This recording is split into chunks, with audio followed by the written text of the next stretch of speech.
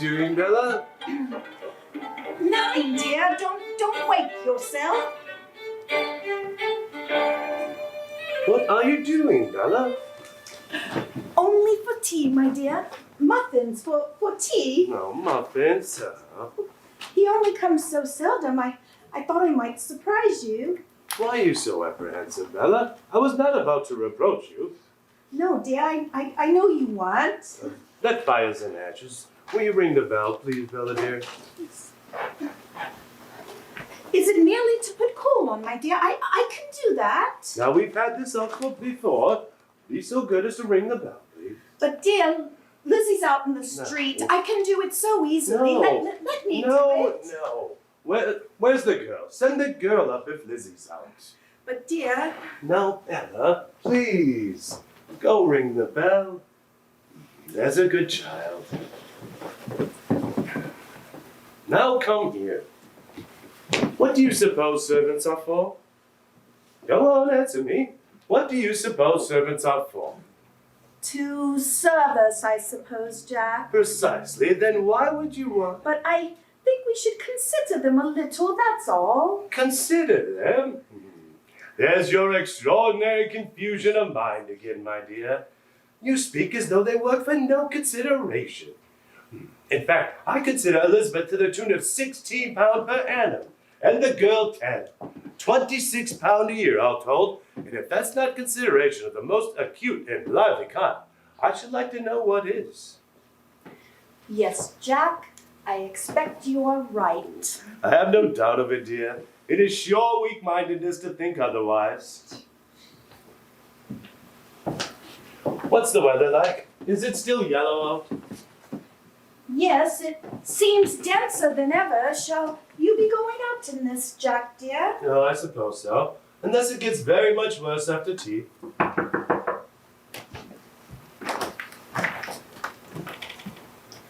Oh, I beg your pardon. I thought the phone rang by chance. Yes, we rang the bell, Nancy. Go on, dear. Tell her why we rang the bell. Oh, yes. Nancy, we want some coal on the fire, please. And when you're done with that, Nancy, you might as well light the gas. The darkness in this afternoon is beyond endurance. Yes, sir.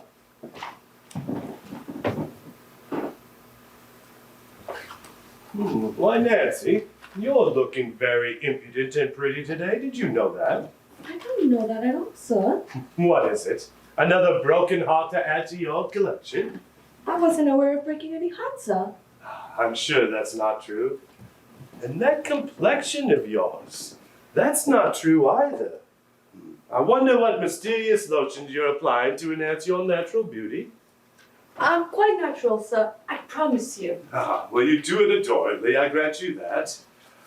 What are your secrets? Perhaps you could tell us the name of your chemist and help pass that on to Miss Manningham and help manage her parlor. I'm sure she'd be most grateful. I have no doubt. I'll be most happy to, sir. I'm sure. Or are women too jealous of their discoveries to pass them on to a rival? I don't know that at all, sir. Would that be all you're wanting, sir? Yes, that is all. Except for my tea. I'll be coming directly, sir.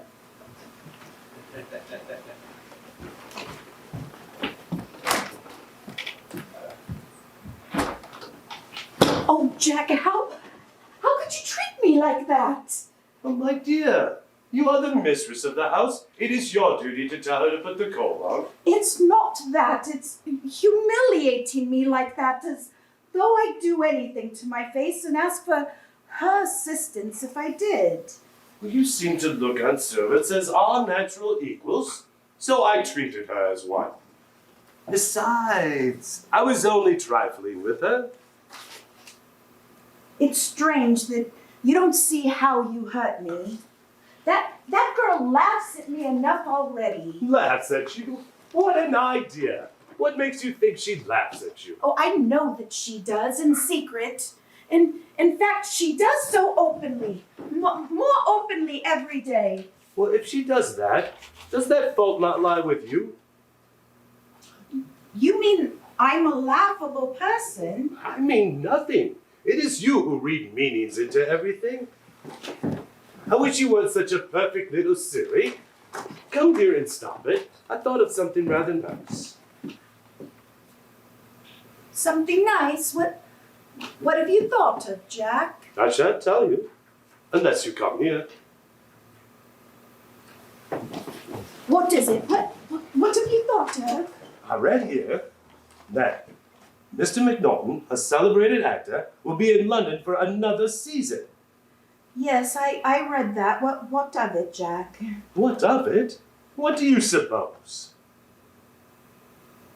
Jack, do you mean it? Would you take me to see McNaughton?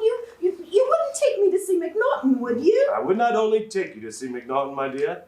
I'm going to take you to see McNaughton. That is, if you want to go. Oh, Jack, what heaven! What heaven! When would you like to go? You have 3 weeks according to the advertisement. What perfect heaven! Let me see. Do let me see. There, you see. You can see him in a comedy or a tragedy, according to your choice. Which do you prefer, Bella? A comedy or a tragedy? Oh, it's so hard to say. Either would be equally wonderful. Which would you choose if you were me? Well, it depends, I guess, on whether you want to laugh or whether you want to cry. I want to laugh. Oh, but then I should like to cry too. And in fact, I should like to do both. Oh, Jack, what made you decide to take me? Well, you've been very good lately, and I thought it'd be well to take you out of yourself for a while. Jack, you've been so much kinder lately. Is it possible you're beginning to see my point of view? I don't think that I ever differed from it, Bella, did I? Jack, it's true. It's true. All I need is to be taken out of myself, some little change, to have some attention from you. Jack, I'd be better. I could really try to be better. You know in what way. If I could just get out of myself a little more. What do you mean, Bella, exactly? Better? You know, dear, you know about all that's happened. We said we would not speak about it. Oh, no, don't. Let's speak about it. I don't want to, but what I say is so important. Jack, I have been better, even in the last week. Haven't you noticed it? Mm-hmm. And why is it? Because you have stayed in and been kind to me. The other night when you stayed in and played cards with me, it was like old days, Jack, and I went to bed feeling a normal, healthy, happy human being. Then the day after, when you read your book to me and we sat by the fire, I felt all my love for you coming back then, Jack. All those ghastly dreads and terrible, terrible fears all seem to have vanished, and all because you have given me your time and taken me from brooding on myself in this house all day and night. I wonder if it is that, or whether it's merely your medicine beginning to benefit you. No, Jack, dear, it's not the medicine. I have taken my medicine religiously. Haven't I taken it religiously? It's more than medicine that I want. It's the medicine of a sweet, sane mind, of interest in something. Do you see what I mean? Well, we are talking a gloomy subject, aren't we? Yes, dear. I don't want to be gloomy. It's the last thing I want to be. I only want to know that you understand. Say you understand. Don't I seem to? Didn't I just say I'm taking you to the theater? Yes, dear. Yes, you did, and you've made me so happy. So very happy, dear. Well then, which will it be? A comedy or a tragedy? You must make up your mind. It's so hard to say. Which shall it be? What shall it be? It matters so little. It matters so wonderfully little. I am going to the play. Do you understand that, my husband? I'm going to the play. Come in.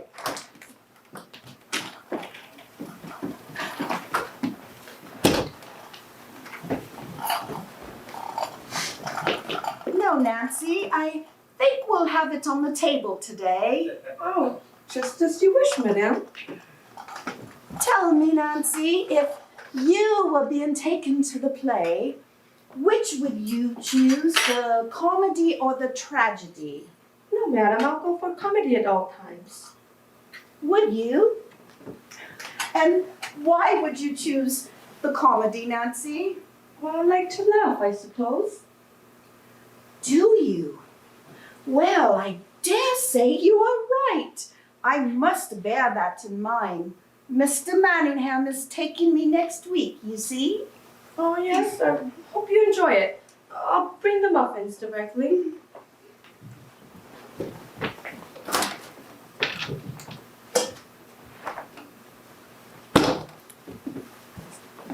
My dear, what are you doing? The little beast let her put that in a pipe and smoke it. But what did she do? Oh, you don't know her. She tries to torment and score off me all day long. You don't see these things, a man wouldn't. And now she must suffer the news that you're taking me to the theater. I think you're imagining things, my dear. No, I don't. We have been too familiar with her. Come along, dear. You sit one side and I the other, like two children in the nursery. You seem wonderfully pleased with yourself, Bella. I must take you to the theater more often if this is the results. Jack, I wish you could. I don't know why we shouldn't. I never liked something so much when I was a boy. In fact, you may hardly believe it, but I had ambition myself of being an actor.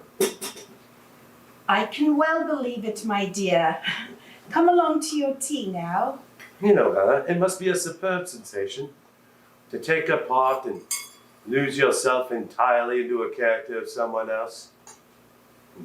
I flatter myself. I might have made an actor. Yes, of course, my dear. You were cut out for it. Anyone can see that. No. Do you think? Seriously? I always felt a faint tinge of regret. Of course, one would require training, but I believe I might have made out. And I might have climbed to the top of the tree, for all I know. To be or not to be, that is the question.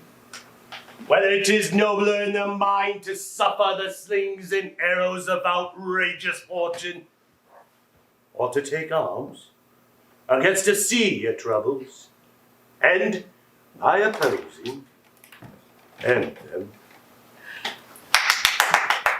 You see how fine your voice is? You've made a great mistake. I wonder. Then, if you had been a famous actor, I should have had a free seat to come and watch you every night of my life and then called for you at the stage door afterwards. Wouldn't that have been paradise? A paradise you would grow soon tire of, my dear. I have no doubt. After a few nights, you would be staying home, just as you do now. No, I wouldn't. I should have to keep my eye on you for all the hussies that would be after you. No, there'd be hussies after me, is there? That's an added inducement. You know it, you wretch, but you wouldn't escape me. They look delicious. Aren't you glad I thought of them? Here's some salt. You want heaps of it. Oh, Jack, you must forgive me chattering on like this, but I am feeling so happy. I can see that, my dear. I'm being taken to the play, you see. Here you are. I used to adore these as a child. Didn't you? I wonder the last we've had them. We haven't had them since we were married anyway, or have we? Have we? I don't know, I'm sure.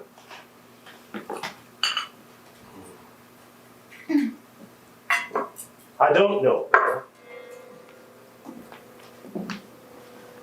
What is it? What's the matter? What is it now? I have no desire to upset you, but I have observed something very much amiss. If you will rectify it at once while I am not looking, I will assume that it has not happened. Amiss? What's amiss? Oh, for God's sake, don't turn your back on me. What has happened? You know perfectly well what has happened. If you will rectify it, I will say no more about it. But I don't know. I don't know. You have left your tea. Tell me what it is. Tell me. Are you trying to make a fool of me? What I am referring to is on the wall behind you. If you will please put it back, I will say no more about it. The wall behind me? What? Oh, yes. The picture has been taken down. Yes, the picture. Who has taken it down? Why has it been taken down? Yes, why indeed has it been taken down? You alone can answer that, Bella. Why was it taken down before? Will you please take it from wherever you have hidden it and put it back on the wall again? But I haven't hidden it, Jack. I didn't do it. Oh, for heaven's sake, look at me. I didn't take it down. Someone else must have done it. Someone else? Are you suggesting I would play such a fantastic and wicked trick? No, dear, no. But someone else, dear. In the name of God, I didn't touch the picture. Someone else. Will you Someone else. please leave go of me? We shall see about someone else. Jack, don't ring the bell. Don't ring it. Don't call the servants to witness my shame. It's not my shame, for I haven't done it. But don't call the servants. Tell them not to come. Let's talk of this between ourselves. Don't have that girl in, please. Will you please leave go of me? We shall see about someone else. You had better get yourself together, hadn't you? Come in. Elizabeth, come in. Shut the door, Elizabeth. Yes, sir. Elizabeth, come into the room. Now, Elizabeth, if you will look around the room and see if you notice anything amiss. Look carefully on the walls and tell me if you notice anything amiss. Well, Elizabeth? None, sir, except the picture. It's been taken down. Exactly. The picture has been taken down. You noticed it at once. Now, was that picture in its proper place when you dusted the room this morning? Yes, sir, it was, sir. I don't understand. Neither do I, Elizabeth. Neither do I. And now, one question before you leave. Was it you that removed that picture, Elizabeth? No, sir. Of course I ain't, sir. You did not. And have you ever, at any time, removed that picture from its proper place? No, sir. Never, sir. Why should I? Indeed. Now, Elizabeth, will you kiss the Bible? Will you, as a token of your truthfulness, fetch the Bible from my desk? Yes, sir.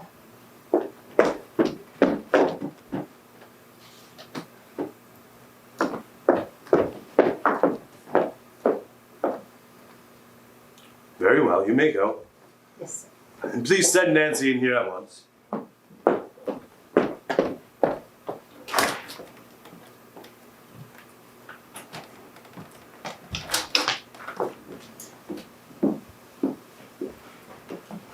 Jack, spare me that girl. Spare me that girl, please. Don't have her in. I'll say anything. I'll say that I did it. I did it, Will Jack. you I did contain it. yourself? Don't have Will her you in. contain yourself? Come in.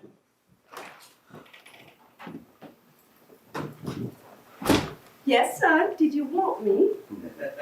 Yes, Nancy, I do want you. If you look on the wall behind you, you will notice a picture is missing. Why, my word, so it has. What a rumgo. I did not ask for any comment on your part, Nancy. Please be less insolent and answer what I ask you. Did you take that picture down or did you not? Me? Of course I didn't. What should I want to take the picture down for, sir? Indeed. And have you ever taken that picture down? No? Now, will you kiss that Bible as a solemn oath that you did not, and you may go. Willingly, sir. If I've That done you may it, go, Nancy.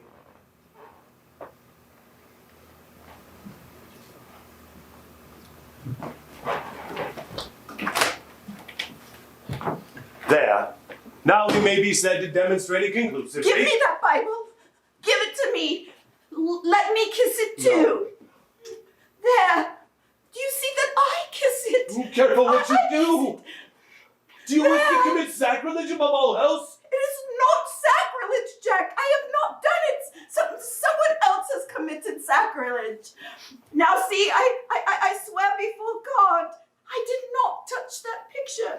There. Then by God you are mad. You do not know what you do.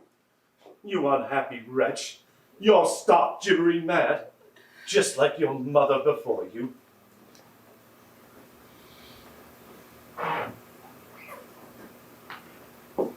Jack.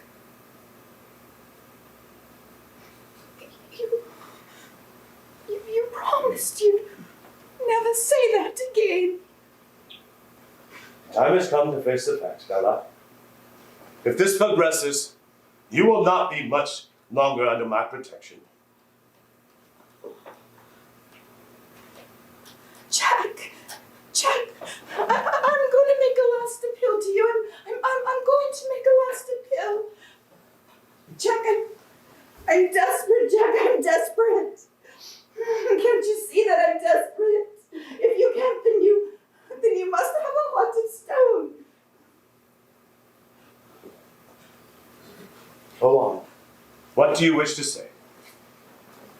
Jack, I may be going mad like my poor mother. But if I am mad, you have got to treat me gently. Jack, before God, I never lied to you knowingly. If I have taken that picture from its place, I have not known it. I have not known it. If I took it down on those other occasions, I did not know it either. Jack, if I steal your things, your rings, your keys, your pencils, and handkerchiefs, I do not know that I have done it.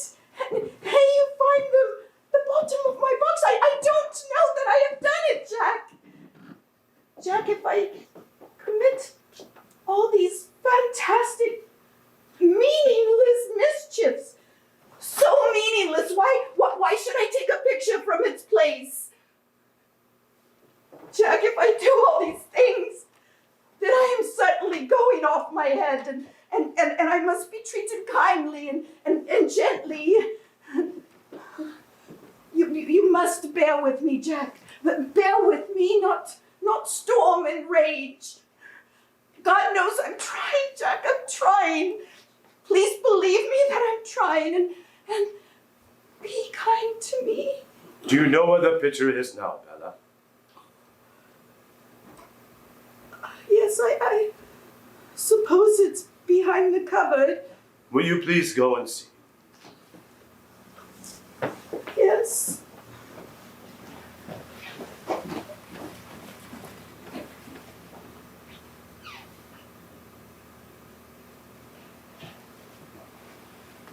Yes, it's here.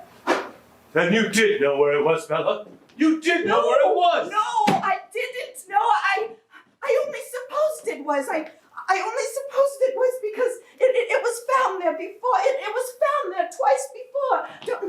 Don't you see? I didn't know. I didn't.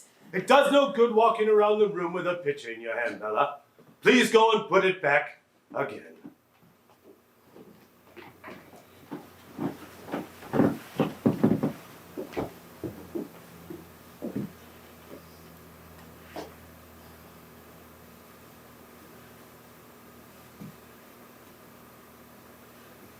Oh, look at our tea.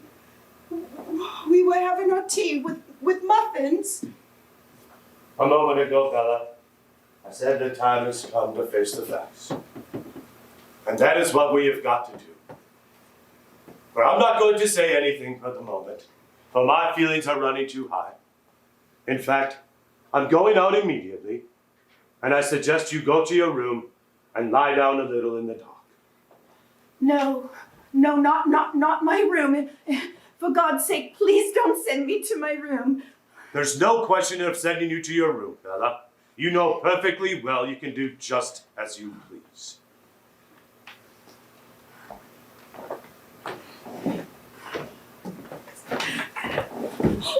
Jack, Take it I quiet. feel faint. Take it quiet. Lie down. Lie down. Faint. Take it quiet. Lie down. Where are your salts? Oh, yeah. Here you are. I'm going to leave you in peace now. Do you have to go? Must you go? Must you always leave me alone after these dreadful scenes? Now, no argument, please. I had to leave after tea anyway. I'm just leaving you a little bit earlier, that is all. Is there anything I can get for you? No, Jack, dear, nothing. All right. You go. All right. By the way, I shall be passing the grocer, and I might as well pay that bill of his and get it done with. Where is it, dear? I gave it to you, didn't I? Yes, I put it on the secretary. I'll get it. No, dear, don't move, don't move. I should be glad to get it off my chest.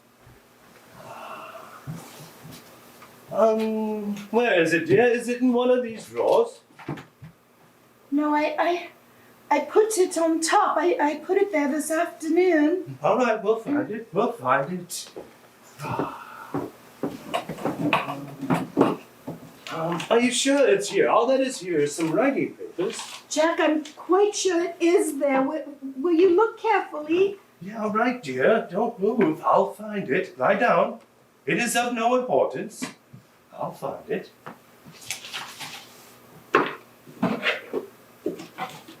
No, it's not here, is it? It must be in one of these drawers. It's not in one of the drawers. I put it out here on top. My dear, calm you're not going to yourself. tell me this Calm is gone, are yourself. you? No, I put it here myself. I put it here this afternoon. Now you're going to tell me I've hidden this. My God.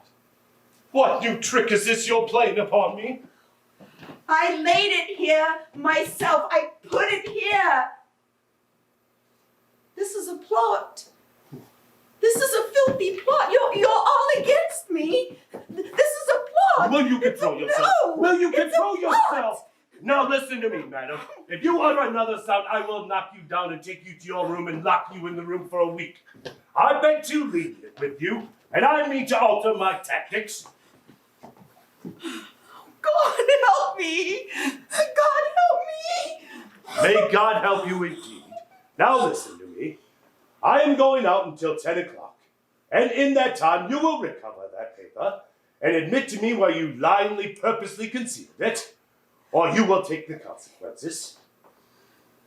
You are going to see a doctor, madam. More than one doctor, and they shall decide the meaning of this. Now, do you understand me? Have patience with me, please. I have been patient with you and controlled myself long Have enough. patience with It is me. time for you to control yourself or take the consequences. Think on that, Bella. Jack, don't go. Don't go. Jack, you're still going to take me to the theater, aren't you? What a question to ask me in such time. No, madam, I am not. You play fair by me, and I will play fair by you. But if we are going to be enemies, you and I, you will not prosper. Believe me.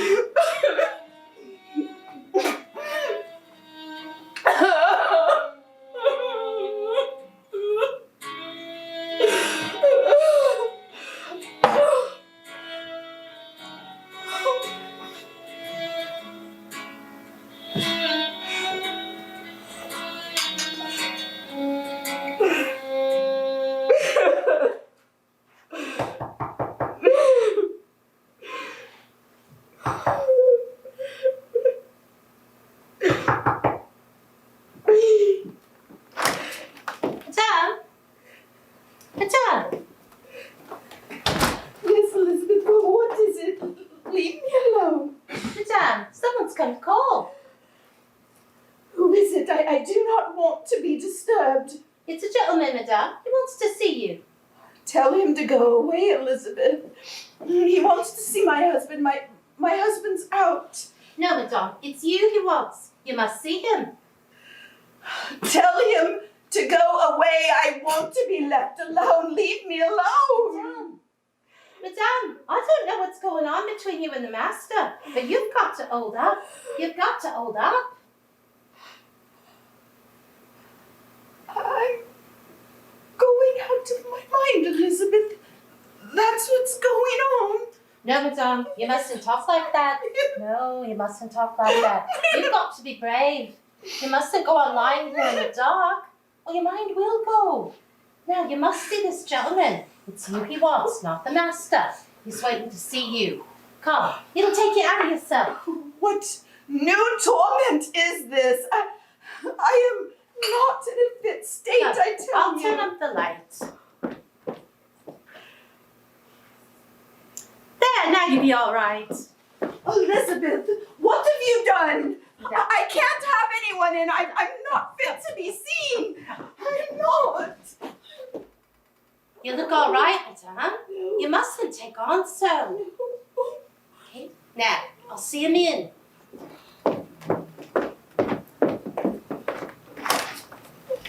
Will you please come in, sir? Thank you. Sir? Ah, good evening. Mrs. Manningham, I believe. How are you, Mrs. Manningham? How do you do? I'm very much afraid. You're that- very much afraid you don't know me from Adam. That's about the root of the matter, isn't it? No, it's not that, but no doubt you've come to see my husband. Oh, no, you couldn't be further out. On the contrary, I have chosen this precise moment to call when I knew your husband was out. May I take off my things and sit down? Yes, I suppose you may. You're a good deal younger and more attractive than I thought, you know. But you're looking rather pale. Have you been crying? Really, I'm very much afraid. I don't understand at all. You will do so, madam, very shortly. You're the lady who's going off ahead, aren't you? What made you say that? Who are you? What have you come to talk about? Oh, you're running away with things, Mrs. Manningham, and asking me a good deal I can't answer at once. Instead of that, I'm going to ask you a question or two. Now, please, come here and give me your hands.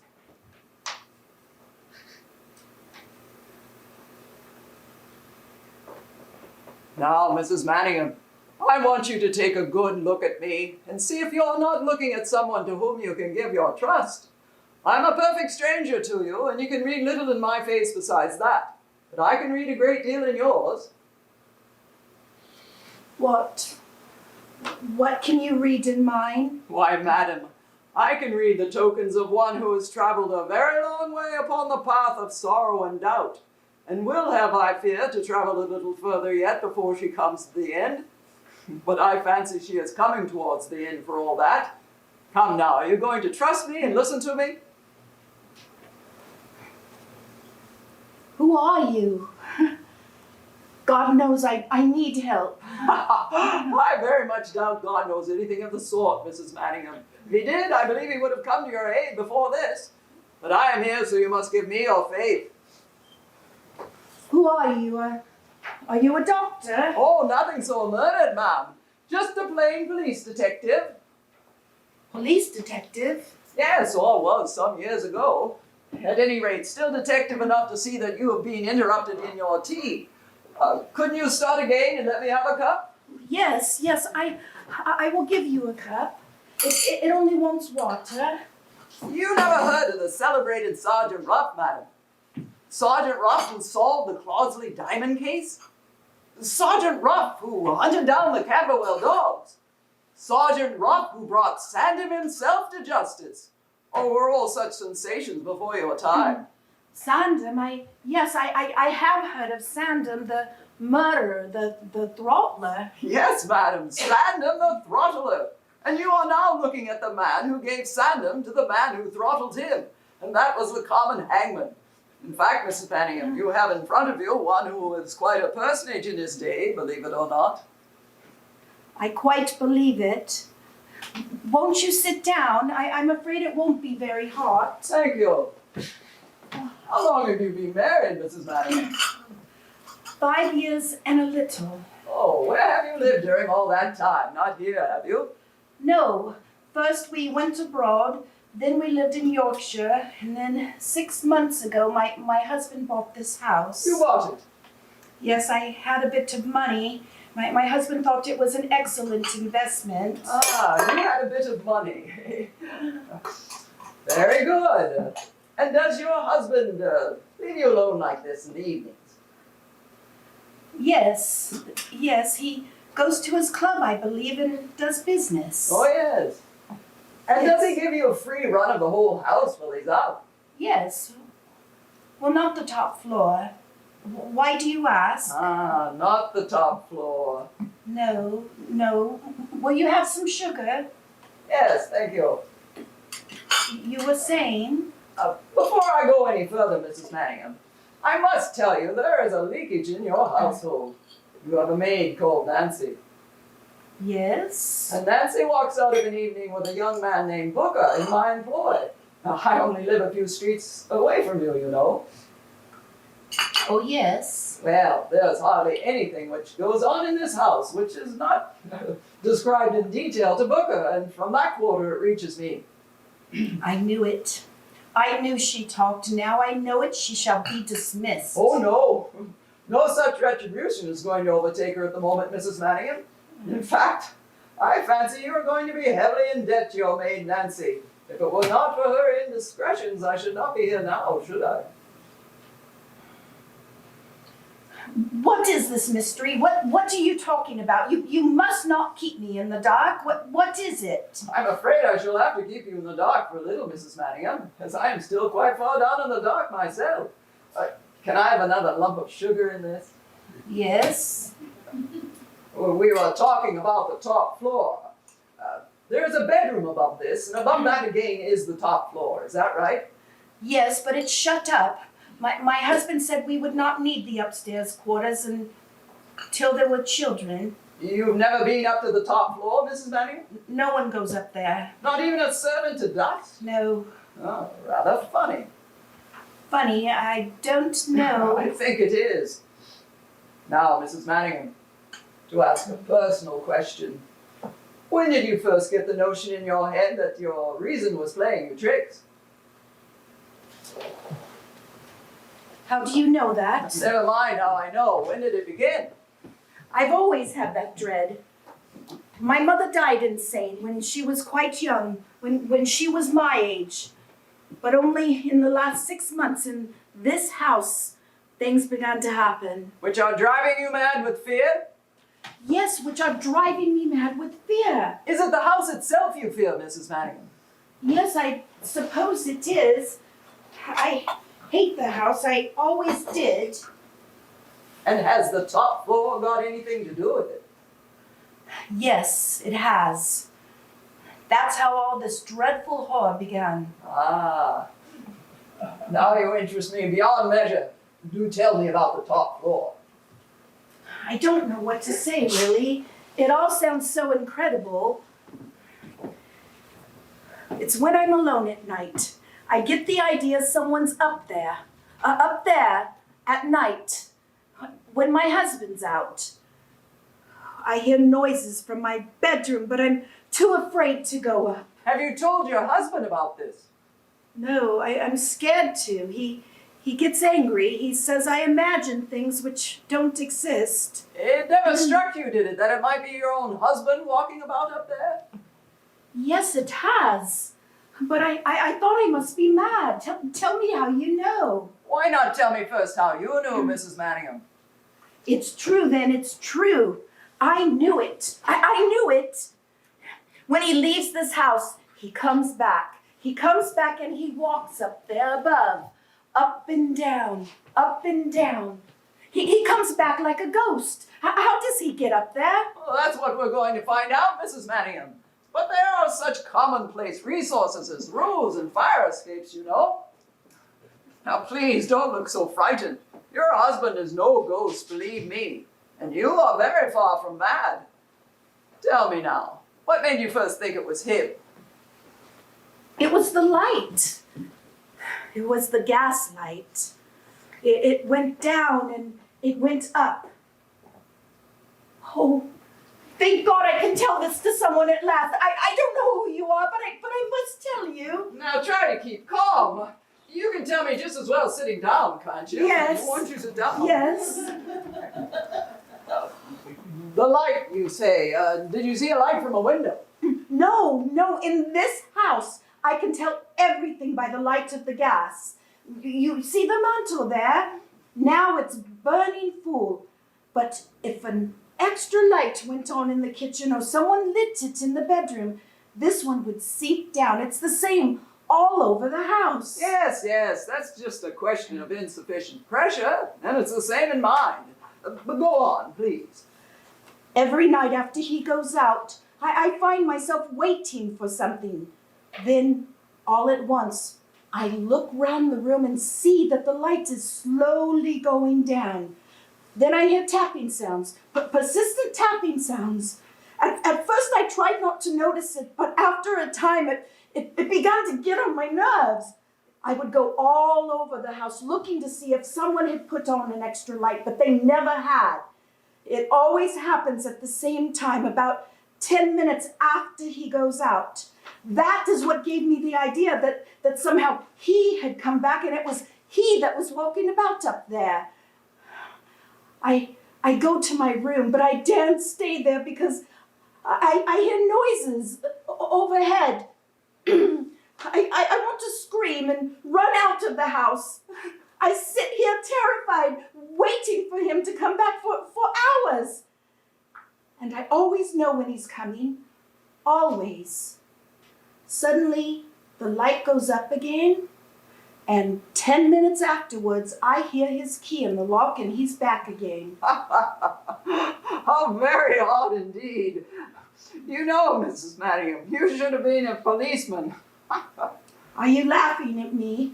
Do you think I imagine everything too? Oh, no. I'm merely praising the keenness of your observation. I not only think you are right in your suppositions, I think you have made a very remarkable discovery, and one which may have very far-reaching consequences. Far-reaching? How? Well, let's leave that for the moment. Tell me, that is not the only cause, is it, which has lately given you reason to doubt your sanity? Has anything else been happening? Don't be afraid to tell me. There are other things. I hardly dare speak about them. It's been going on for so long. This business with the gas has only brought it to a head. He gives me things to look after, and when he asks for them, they are gone and can never be found. Then he misses his rings or his studs, and I will hunt the place for them, and he will find them lying hidden at the bottom of my box. Twice, the door of that room was found locked with the key vanished. That was also found at the bottom of my box. Only today, before you came, that picture had been taken down from the wall and hidden. Who could have done it but myself? I try to remember. I break my heart trying to remember, but I can't. Oh, and then there's the terrible business about the dog. The dog? We have a little dog. A few weeks ago, he was found with his paw hurt. He believes, how I tell you what he believes, that I hurt the dog. He does not let the dog near me now. He keeps it locked in the kitchen, and I am not allowed to see it. I begin to doubt, don't you see? I begin to believe that I imagine everything. Perhaps I do. Are you there? Is this a dream? Who are you? I'm afraid they're going to lock me up. Oh, you know, Mrs. Manningham, it has occurred to me that you'd be all the better for a little medicine. Medicine? Are you a doctor? You're not a doctor, are you? No, I'm not a doctor, But that doesn't mean a little medicine would do you any harm. But I have medicine. He makes me take it. It does me no good and I hate it. How can a medicine help a mind that's ill? Oh, but mine's an exceptional medicine. I have some with me now. You must try it. What medicine is it? Oh, you shall sample it and see. You see, it has been employed by humanity for several ages for the purpose of the instantaneous removal of dark fears and doubts. That seems to fit you, doesn't it? The removal of doubt. How can a medicine affect that? Oh, that we don't know, but the fact remains that it does. Here we are. You see, it comes from Scotland. Do you happen to have 2 glasses or a couple of cups handy? Why, are you having some too? Oh, yes, I'm having some above all things.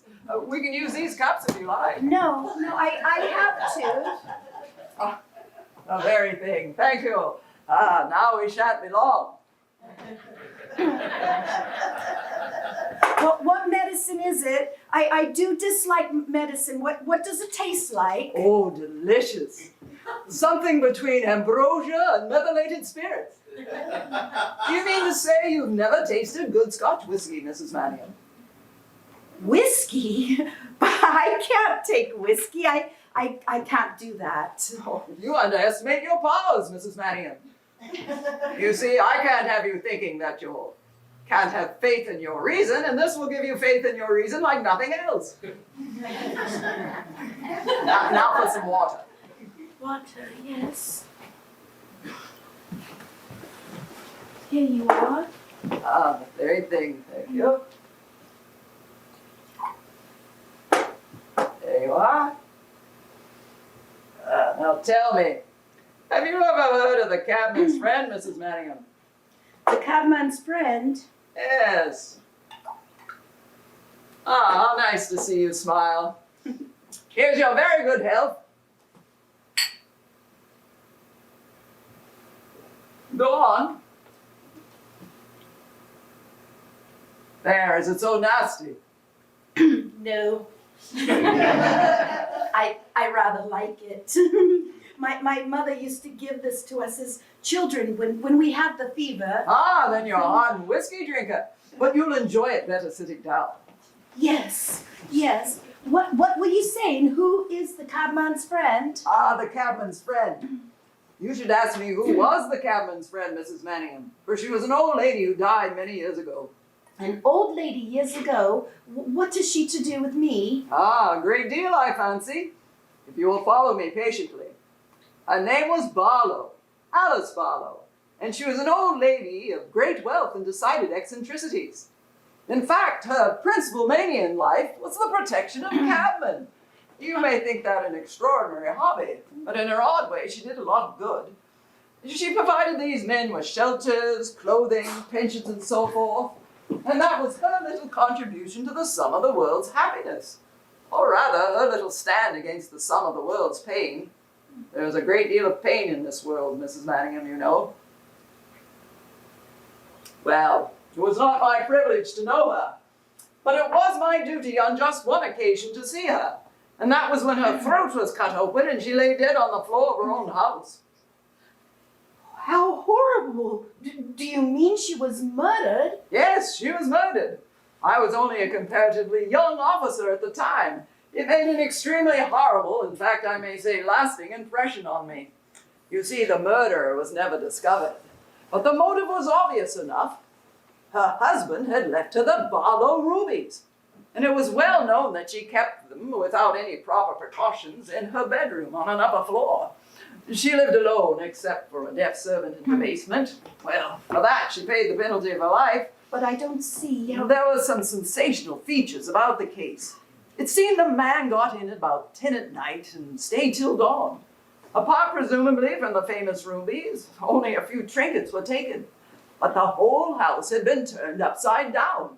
And in the upper room, single thing had been flung out or torn open. Even the cushions of the chairs were ripped up with his bloody knife. And the police decided it must have been a revengeful maniac as well as a robber. I had other theories, but I was a nobody then and not in charge of the case. What were your theories? Well, it seemed to me, from all I had gathered here and there, that the old lady may have been an eccentric, but she was by no means a fool. It seemed to me she may have been one too clever for this man. We presume he killed her to silence her. But what then? What if she had not been so careless? What if she had got those jewels cunningly hidden away in some inconceivable place? In the walls, floored down, bricked in maybe? What if the only person who could tell him where they were was lying dead on the floor? Would that not account, Mrs. Manning, for all that strange confusion in which the place was found? Can't you picture Mrs. Manning searching through the night, ransacking the place hour after hour, growing more and more desperate until at last the dawn comes and he has to slink out in the pale street, the blood and wreckage of the night behind? And the deaf servant down in the basement, sleeping like a log through it all. And was the man never found? No, the man was never found, nor have the Barlow rubies ever come to light. Then perhaps he found them after all and may be alive today. I think he is almost certainly alive today, but I don't believe he found what he wanted. That is if my theory is right. Then the jewels may still be where the old lady hid them. Indeed, Mrs. Manningham, if my theory is right, the jewels must still be where she hid them. The official conclusion was quite otherwise. The police naturally and quite excusably presumed that the murderer had got them, and there was no reopening of matters in those days. Soon enough, the public forgot about it. I almost forgot about it myself. But it would be funny, wouldn't it, Mrs. Manningham, if after all these years I should turn out to be right? Yes, indeed, but what has this to do with me? Ah, yes, what indeed? What has the obscure murder of an old lady 15 years ago to do with an attractive, though I'm afraid at present somewhat pale and wan young woman who believes she is going out of her mind? Well, believe there is a link, however remote, wild, and strange it may be, and that is why I'm here. This is all so confusing, won't you? Do you conceive it possible, Mrs. Manningham, that that man may never have given up hope of one day getting at the treasure which lay there? Yes, possibly. Can you conceive that he may have waited years, gone abroad, got married even, until at last his chance came to resume the search begun on that terrible night? You don't follow where I'm leading at all, do you, Mrs. Manningham? Follow you, I think so. You know, Mrs. Manningham, of the old theory that the criminal always returns to the scene of his crime. Yes? Ah, yes, but in this case there is something more than morbid compulsion. There is real treasure there to be unearthed, if only you can search again, search methodically, search without fear of interruption, without... What's the matter, Mrs. Manningham? Quiet. Be quiet.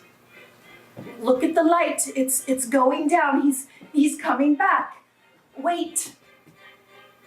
Yes, he's coming back. Don't you see? You must go. He's upstairs now. Dear me now, how very odd that is, how very odd indeed. He's in the house, I tell you. You must go. He will know you are here. You must go. How dark it is, you could hardly see to read.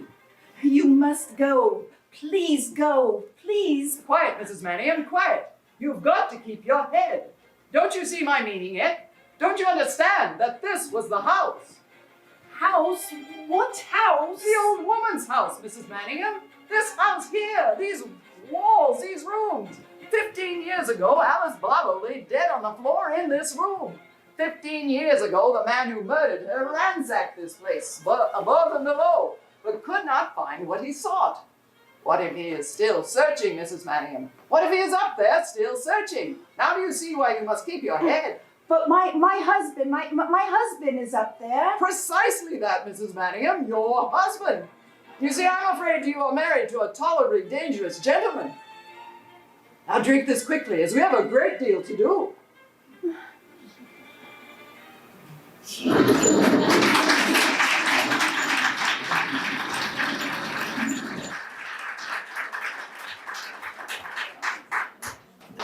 This house, how do you know this was the house? Why, Mom, because I came here myself and was on the case.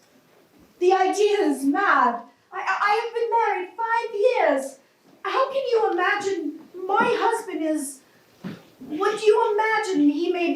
Mrs. Manningham, when the police came into this place 15 years ago, as you can understand, there was a great deal of routine work to be done, interviewing relatives and friends and so forth. Most of that was left to me. Well, Well, amongst all the acquaintances and relatives, nephews and nieces, etc., that I interviewed, there happened to be a young man of the name of Sidney Power. I suppose that name means nothing to you? Power? Yes, Sidney Power. He conveys nothing to you. Power? Sidney Power? No. Well, he was a kind of distant cousin, apparently much attached to the old lady, and even assisting her in her good works. The only thing was that I remembered his face. Well, I saw that face again just a few weeks ago. It took me a whole day to recollect where I'd seen it before, but at last I remembered. Well, what of it? What if you did remember him? Well, it wasn't so much my remembering Mr. Sidney Powell, Mrs. Manningham. What startled me was the lady on his arm and the locality in which I saw him. Oh, who was the lady on his arm? You were the lady on his arm, Mrs. Manningham, and you were walking down this street.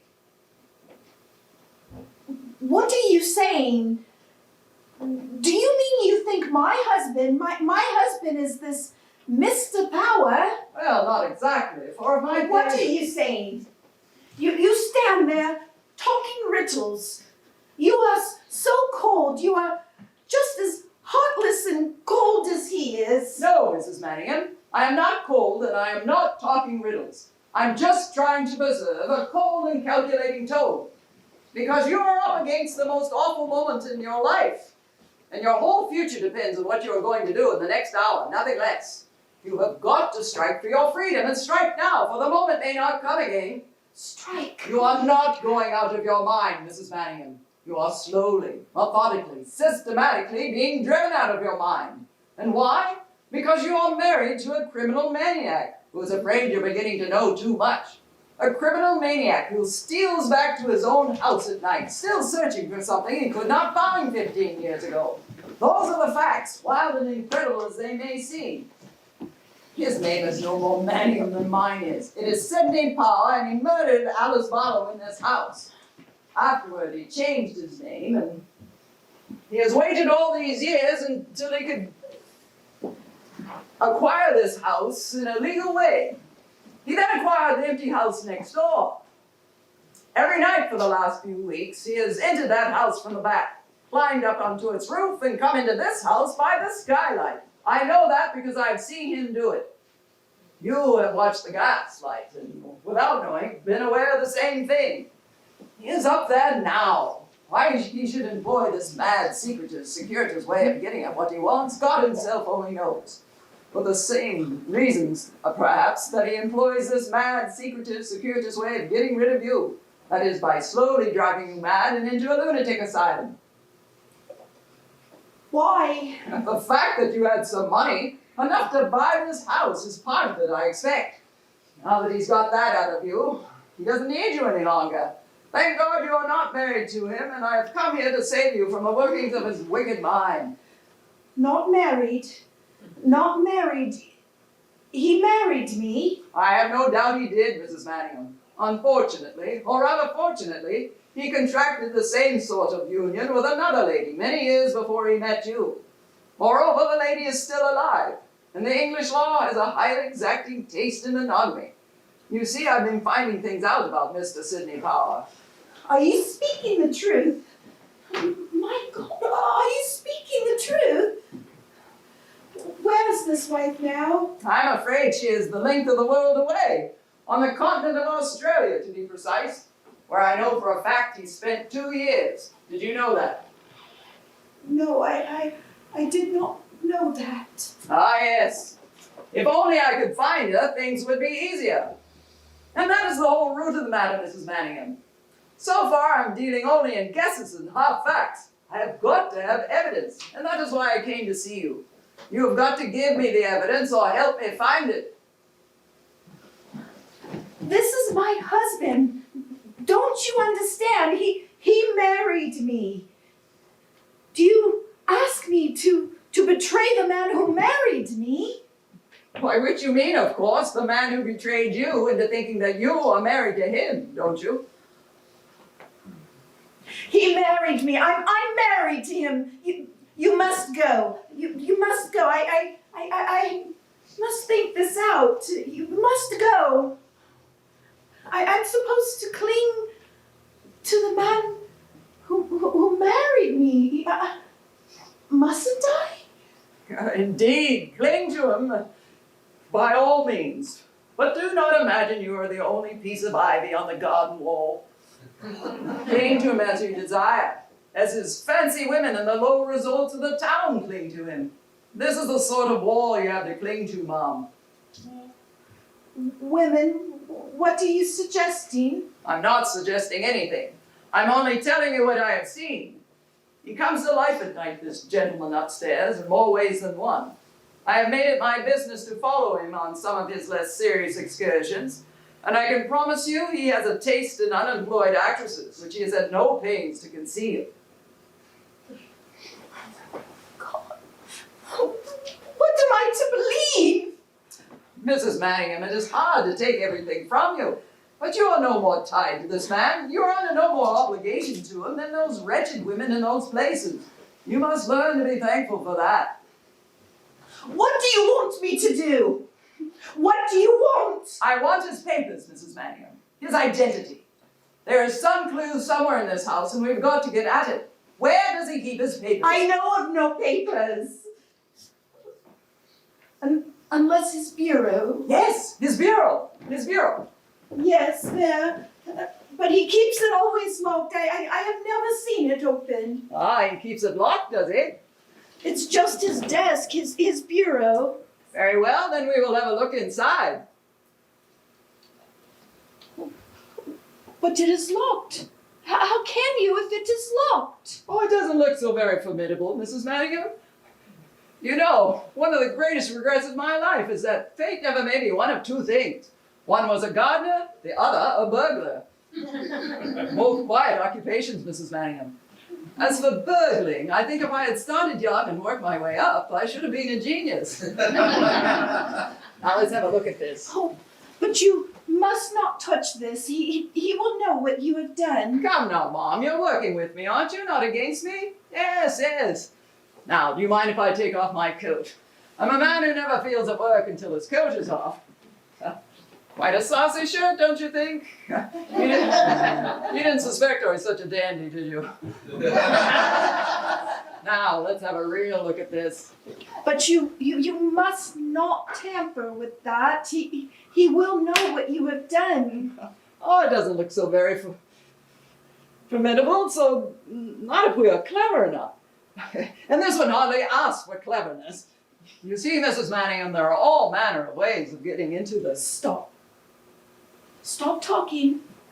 Haven't you noticed something? Noticed? I've only... Stop. Yes, I was right. Look, can't you see the light? It's going up. He's coming back. The light. Yes. Quiet. There. It's come back. He's coming back. You must go. He's coming back, and you must go, please. God bless my soul. This looks as though the unexpected is entered in. Yes, he always does the unexpected. I never know what he'll do. You must go. I wonder. Yes. Well. Now, will you go and ring that bell for Elizabeth? Elizabeth, why do you want her? Do as I say and ring the bell at once, please. Or you can go and fetch her if you like. Now let me see. Go, please do. You must go at once. Why do you want Elizabeth? All in good time. He's not going to jump through the window, you know. In fact, he can't be round at our front door in less than 5 minutes, unless he's a magician. Now, do you see anything I've missed? No. Yes, the whiskey here. Oh, yes. I told you make a good policeman. Don't forget the glasses.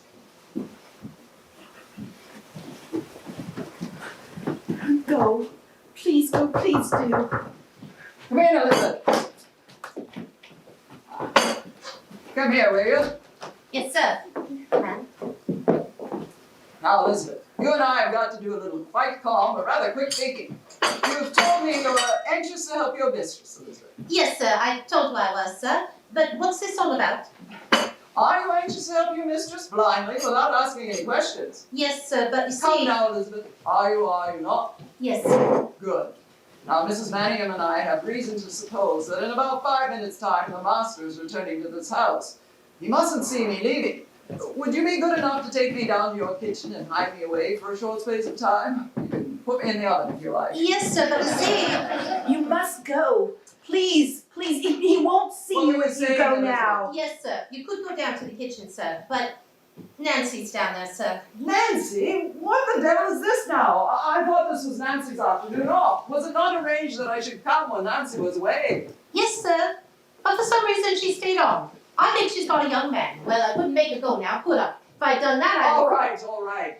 Then she was here when I came and she knows I'm here. Is that it? No, sir. She was in the scullery when I answered the front door, and I told her it was the man who'd come to the wrong house. She ain't no idea. All right.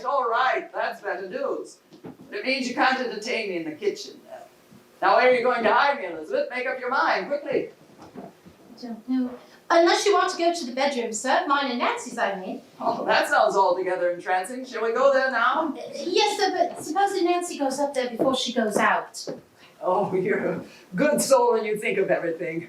Well, where does this lead and what's the matter with this? Yes, that's where he dresses, where he keeps his clothes. Go in there, sir. He won't see you there. There's a wardrobe there at the back. Excuse me. Oh, Elizabeth. It's going to be all right, madame. It's going to be all right. Don't take on so. I'm sure he ought to go. No, he knows best. He's bound to know best. Perfect accommodation. Yes, there he is. Now we've really got to hurry. Get off the bed, Mrs. Manningham, quick. And Elizabeth, go to your room. You don't have time to get downstairs. Hurry, please. Oh, and turn down that lamp. To bed? Am I to go to bed? Yes, quick, he's coming. Don't you understand? Go there and stay there. You have a bad headache. Well, you go in heaven's name.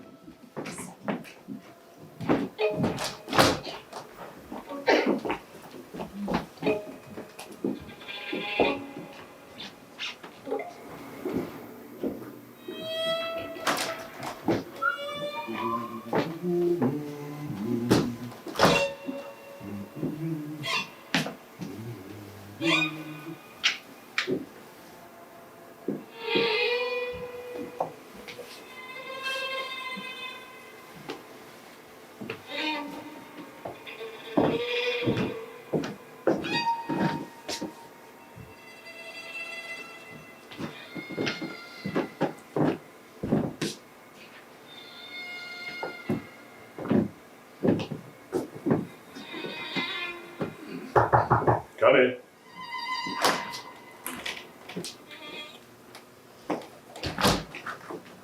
Yes, sir. You rang, sir. Yes, I did. Where's Miss Manningham, Elizabeth? I think she went to bed, sir. I think she got a bad headache and went to bed. Indeed. And how long has she been in bed, do you know? She went just a little while ago, sir. I think, sir. Then we must be quiet, mustn't we? We must walk about like a cat. Can you walk like a cat, Elizabeth? I think so, sir. Very well. Walk like a cat. That is all. Thank you, sir. Elizabeth? You called, sir. Yes. Why have you not cleared away these tea Oh, things? sir, I'm very sorry. I really was just about to. Yes, I think you should clear away those tea things. Yes, sir. Excuse me, sir. Will you be having supper? Oh, yes, I'll be having supper. The question is, will I be having supper here? Then you'll be having it out, sir. Yes, I'll be having it out. I have just returned to change my linen. Did you need a fresh collar, sir? Shall I get you a fresh collar? Why? Do you know where my collars are kept, Elizabeth? Why, yes, sir, in your room there, sir. Can I get you one? What a lot you know. And do you know what sort of collar I would want tonight? Yes, sir. I think I know the sort, sir. No. I think you should let me pick out my own collar. That is, if I have your permission, Elizabeth. Yes, sir. Yes, sir. What do you think about Miss Manningham tonight, Elizabeth? Miss Bellingham, in what way do you mean, sir? Oh, just general regards of health. I don't know, sir. She certainly does seem very unwell. Yes, I doubt you can guess to the extent she is unwell. I don't know, Or sir. are you beginning to guess? I don't know, sir. I'm afraid I was compelled to bring you and Nancy into our troubles tonight. Perhaps I should not have done that. It all seems very sad, sir. Yes. I am at my wit's end, Elizabeth. I have tried everything. Kindness, patience, cunning, even harshness to bring her to her senses. But nothing will stop these wild hallucinations. Nothing will stop these wicked pranks and tricks. It all seems very terrible, sir. Yes. I doubt you don't know a quarter of it, Elizabeth. You only see what is forced upon your attention, as it was tonight. No, you don't know a quarter of it. No, not this one, I think. Do you need a fresh tie, sir? Yes.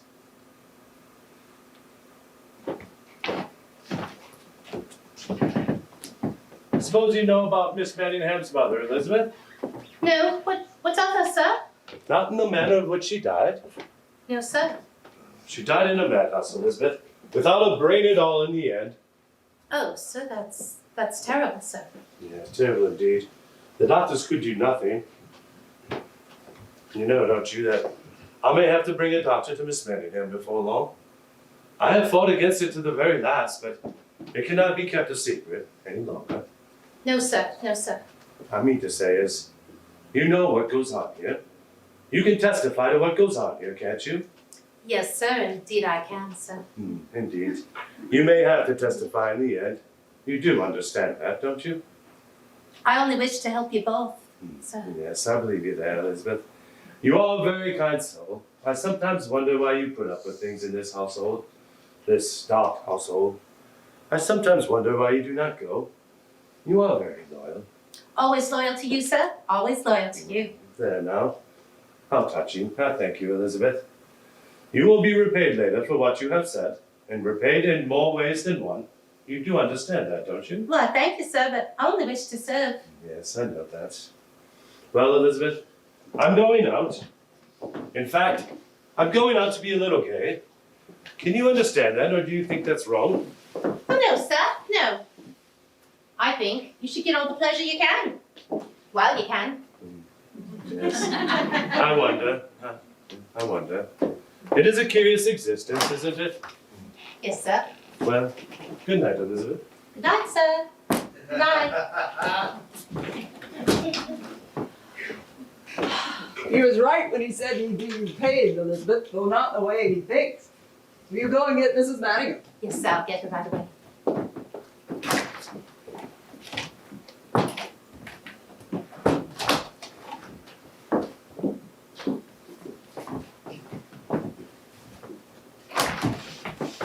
Ah, there you are. I saw him go. Now we must get back to work. What did he want? What did he come back for? He only came to change his clothes. Turn up that lamp, will you? Now let's have another look at this. What if he comes back? We have no light to warn us now. Oh, you've realized that, have you? Well, Mrs. Manningham, we've just got to take that risk, that's all. This is going to be child's play, I fancy. A little patience, a little adroitness. What was that? Go and have a look, will you? Oh, we seem to be rather bothered this evening, don't we? It's all right. It's only Nancy. I forgot she usually goes out at this time. She uses the front door, does she? Yes, indeed she does. She behaves like the mistress in this house. Oh, saucy girl. All right. Here we are. Yes.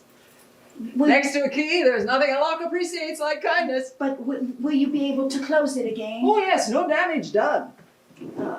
Okay. There. There we are, yes. Doesn't seem to be much. And when she got there, the cupboard was bare and the poor detective had... What is that in your hand? What is... Why, do you recognize it? Yes, my brooch. Is there anything else? What else is there? Is there... My watch. God, it's my watch.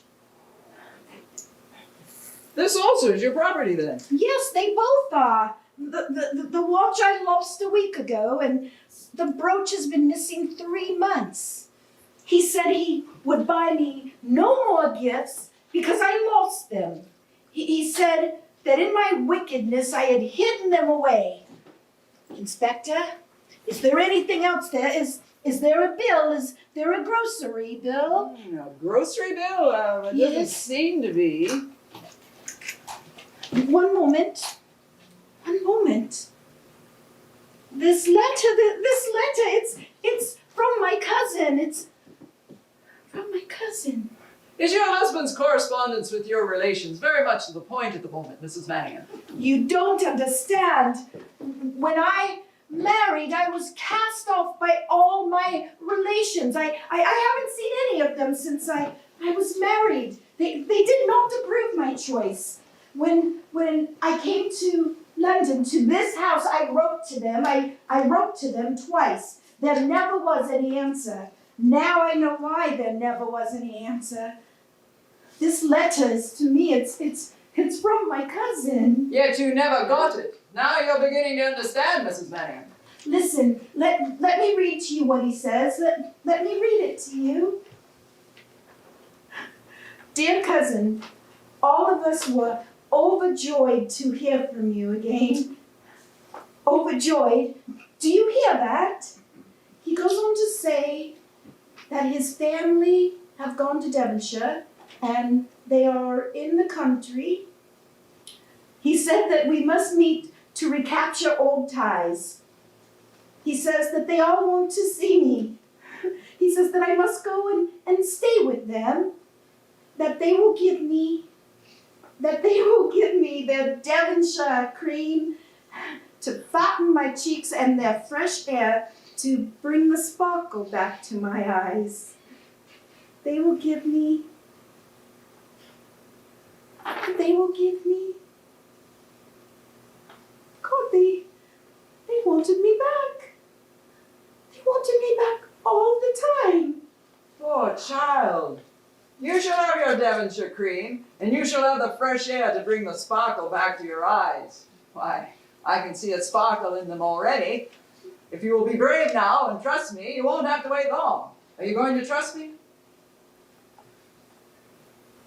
Thank you, Inspector, for bringing me this letter. What do you wish me to do? For the moment, nothing. Now tell me, this drawer here, it seems to me to have a special lock. Has it ever been opened to your knowledge? No. No, I suspected as much.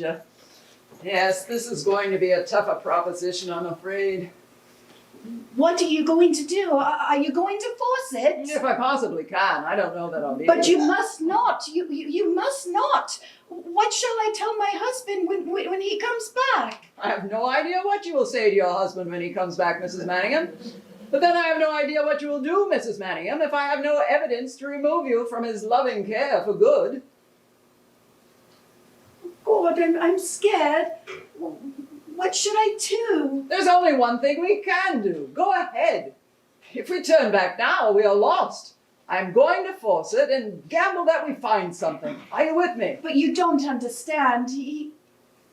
All right, force it, but be quick.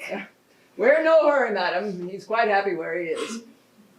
Now, I hate violent methods of this sort. It makes me feel like a dentist. There.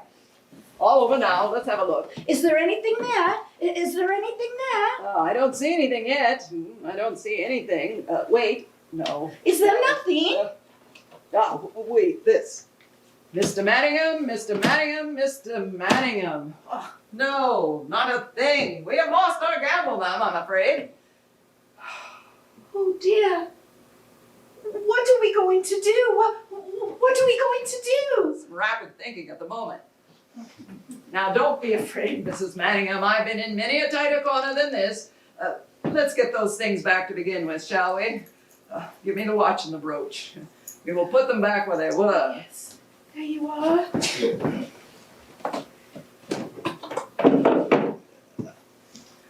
Yes, there, You're right, on the right? Yes. Yes, all right.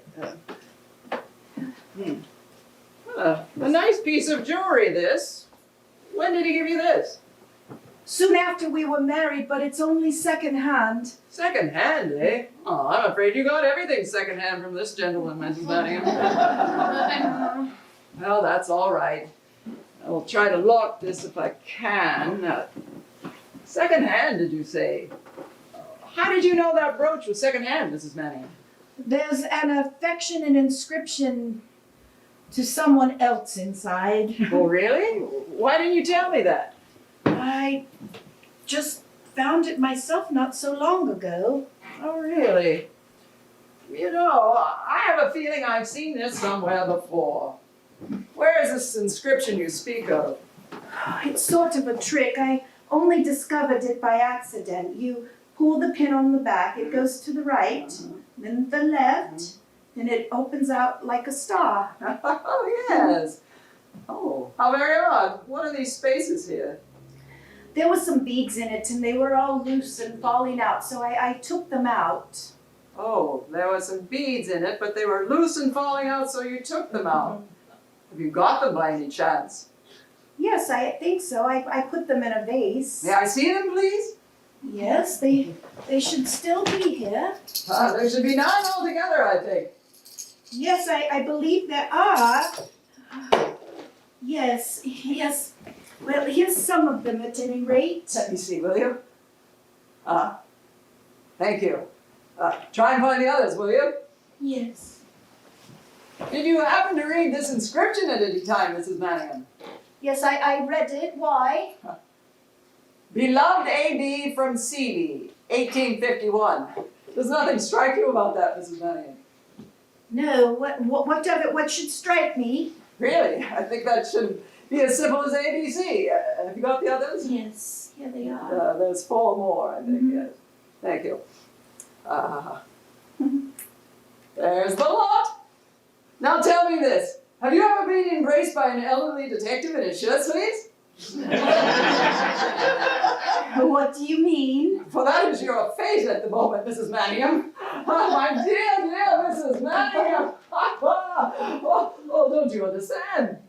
No, why are you so excited? There they are, Mrs. Manningham. The Barlow rubies, complete. 12,000 pounds worth before your very eyes. Take a good look at them before they go to the Queen. And they were there all the time. They were in the vase all the time. Don't you see? Don't you see the whole thing? This is where the old lady hid her treasure. In a common trinket she wore all the day. I knew I had seen that somewhere before. And where was that? In portraits of the old lady when I was on the case. She wore it on her breast. I remember it clearly, though, 15 years ago. 15 years. Dear God in heaven, am I not a wonderful man? And I had it all the time. I had it all the time. And all because he couldn't resist a little common theft along with the big game. Well, it is I who am after the big game now. Are you going? Oh yes, I must certainly go, and very quickly at that. Where are you going? Are you going to leave me? What are you going to do? I'm going to move heaven and earth, Mrs. Manningham, and if I have any luck, well, it's early yet. What time do you think you'll be back? I don't know. He's not usually in until 11. Ah, yes, so I thought. Let's hope so. That will give me time. Now, give me that. You've closed it again. We will put it back where we found it. But what are you going to do? It's not exactly what I am going to do, Mrs. Manningham. It is what the government is going to do in the person of Sir George Raglan. Yes, ma'am, Sir George Raglan, no one less. The power above all the powers that be.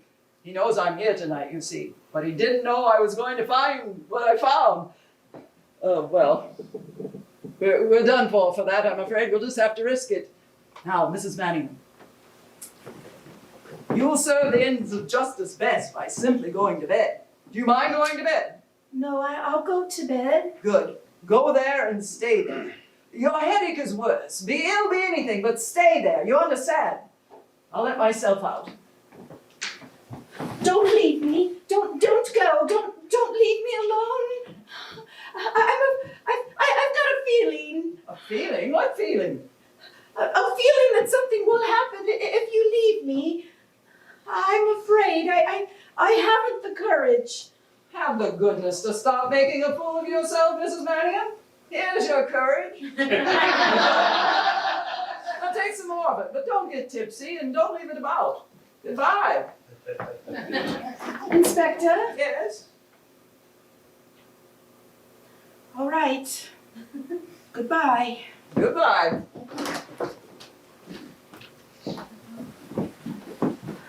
Mrs. Manningham? Yes? Goodbye.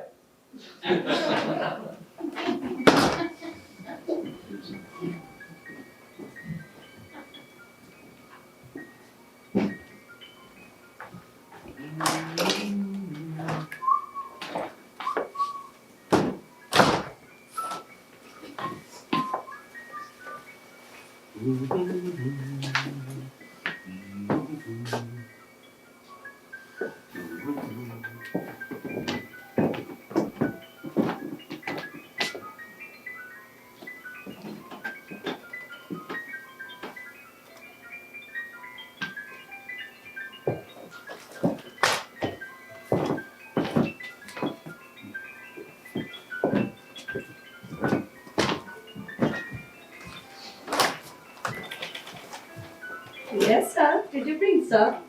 Yes. Seems like the entire household has gone to bed without leaving me my milk and without leaving me my biscuits. Oh, I'm sorry, sir. They're only just outside. I'll bring them in. Miss Manningham usually gets them, doesn't she? Cook's in bed and I've only just come in. Quiet then, Nancy. Then we may deputize for Miss Manningham and bring them into the room. Certainly, sir. And when you're done with that, will you go up and tell Miss Manningham I'd like to see her down here? Yes, sir. Certainly, sir.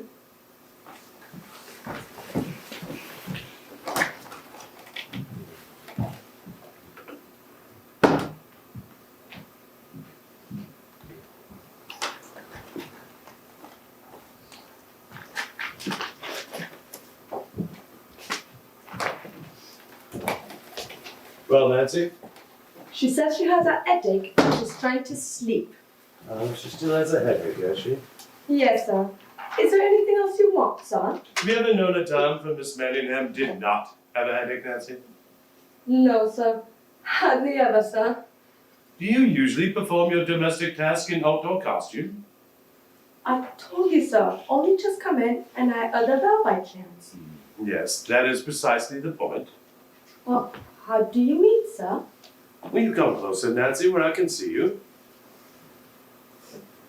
Have you any idea the time of day, or rather night, Nancy? Yes, sir. It's a little after 11, sir. Do you know you arrived a half a minute, or even less, before my son? Yes, sir. Well, I thought I saw you. oh, you thought you saw me. Well, I certainly saw you. Did you, sir? You know, Nancy, have you ever reflected that you are given a great deal of latitude in this house? I don't know, sir. I don't know what latitude means, sir. Latitude, Nancy, means considerable liberty. Liberty that extends to 2 nights off a week. Yes, sir. Well, that is all very well, but it's not so well when you return as late as the master of the house. We ought to keep up some pretense, you know. Yes, sir, we must. Nancy, Yes, sir. where the devil have you been anyway tonight? Oh, only with just some friends, sir.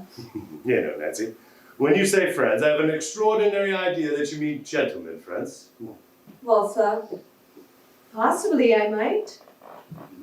You know, gentlemen friends have been known to take decided liberties of young ladies like yourself.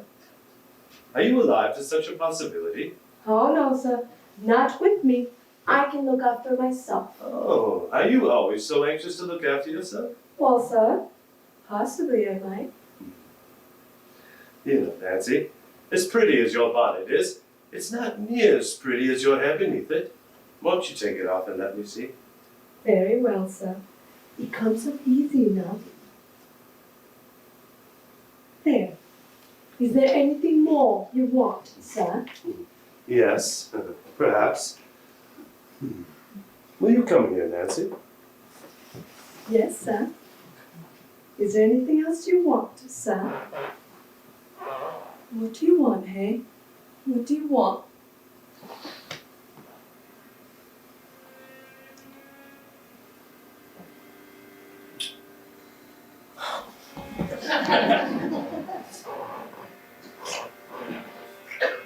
There.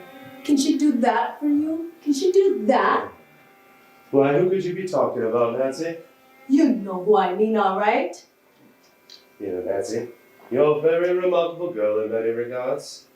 I believe you are jealous of your mistress. She's a poor thing. There's no need to be jealous of her. You want to kiss me again, don't you? Don't you want to kiss me?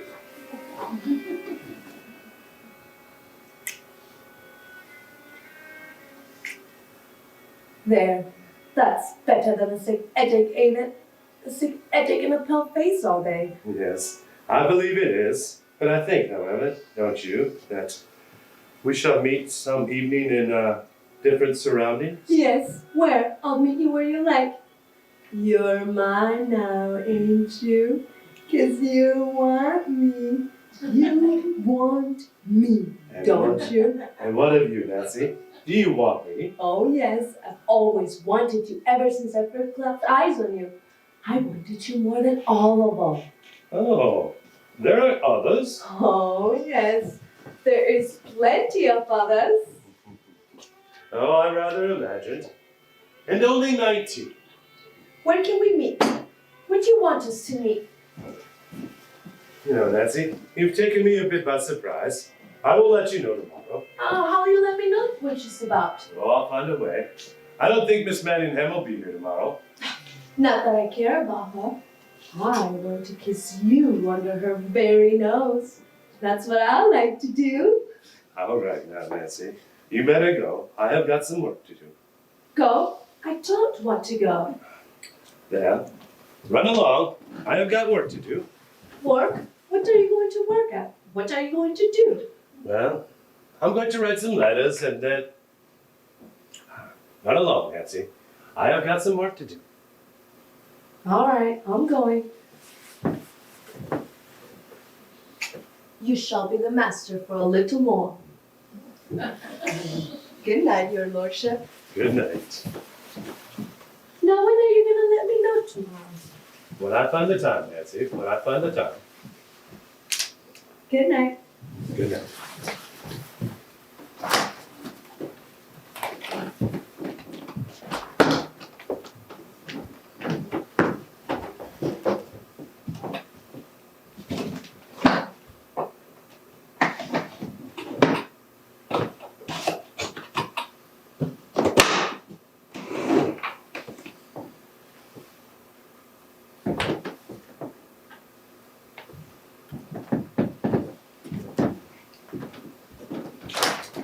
Yes, what is it now? Yes, Nancy, will you go off and take a message for me to Miss Manningham? Yes, what do you want me to say? Tell her she is to come down here this instant, whether she is suffering from a sick headache or any other form of ailment. Just like that, sir. Just like that, Nancy. With the greatest of pleasure, sir.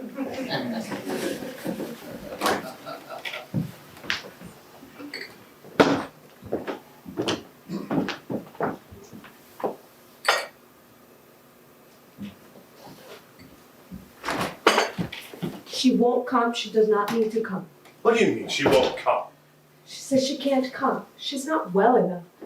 She's just shamming, if you ask me. Really? And she has forced me to be undignified. Leave it to me, Nancy. The door's locked. She's got it locked. I tried it.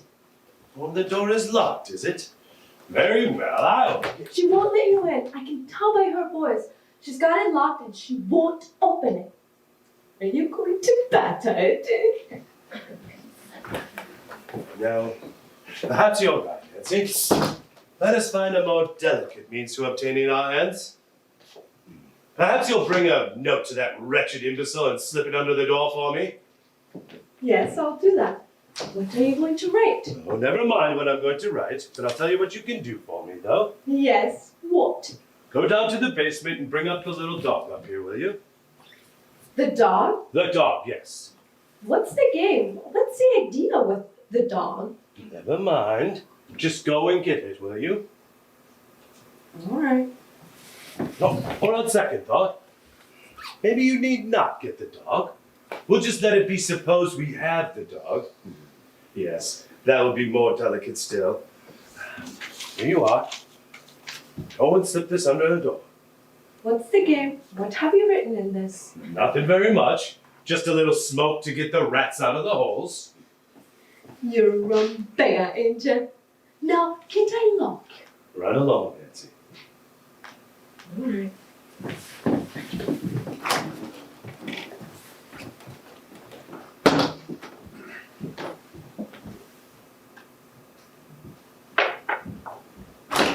She's coming. He's done the trick, all right?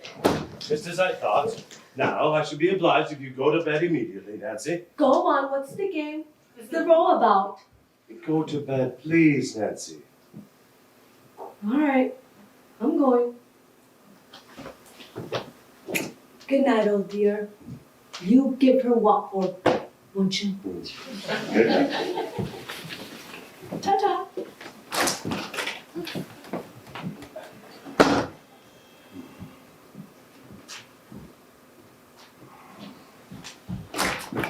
Bella, come here and sit down in this chair. Where's the dog? Where have you got the dog? What dog? You said you had the dog. Where is it? Have you hunted? Let me have it. Have you hunted again? Again?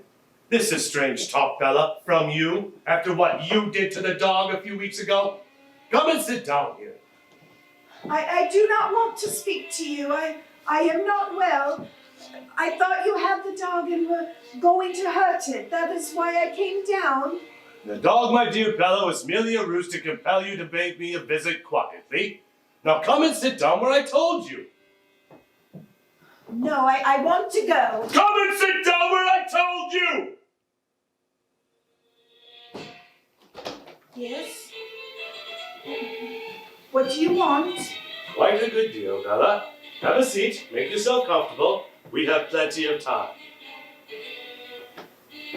I want to go. You cannot keep me here. Sit I down, want to go. make yourself comfortable. We have plenty of time.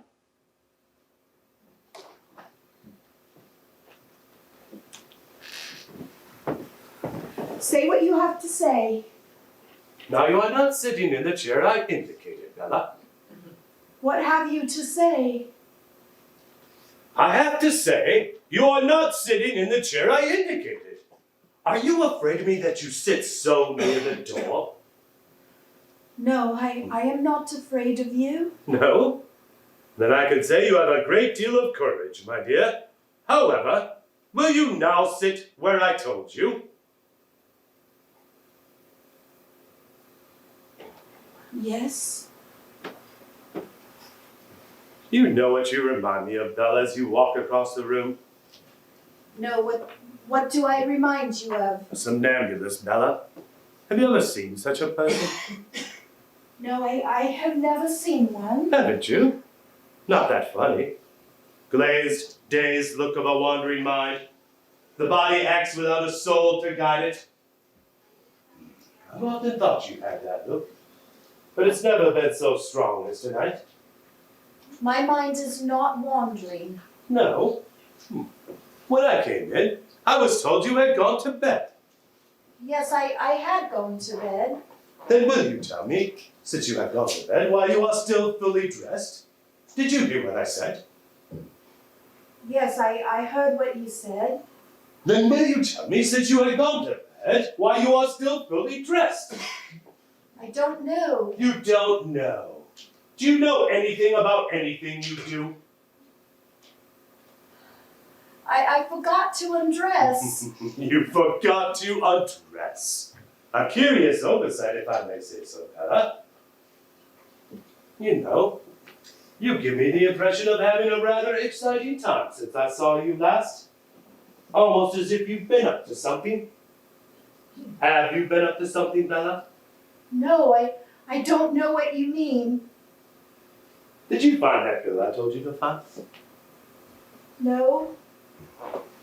Do you remember what I said would happen if you did not find that bill when I return tonight? No. No. No. Am I married to a dumb woman, Bella, in addition to everything else? The array of your physical and mental deficiency is growing overwhelming. I advise you to answer me. What do you want me to say? I asked if you remembered something, Bella. Go on. What was it a moment ago I asked if you remembered? I don't understand your words. You talk round and round. My head is going round and round. It is not necessary for you to answer me, Bella. I was just wondering if it might interrupt the gyratory motion for a fraction of a second for you to concentrate on the present conversation. And please, what was it a moment ago I asked if you remembered?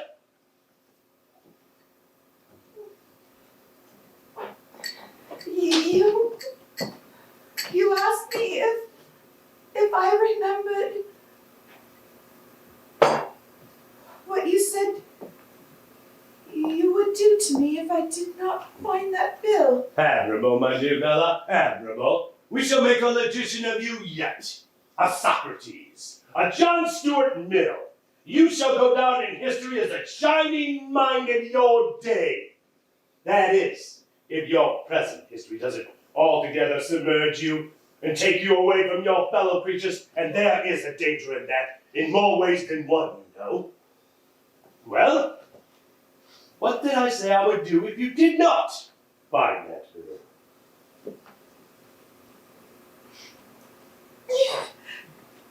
You said you would lock me up. Yes. And do you believe me to be a man of my word?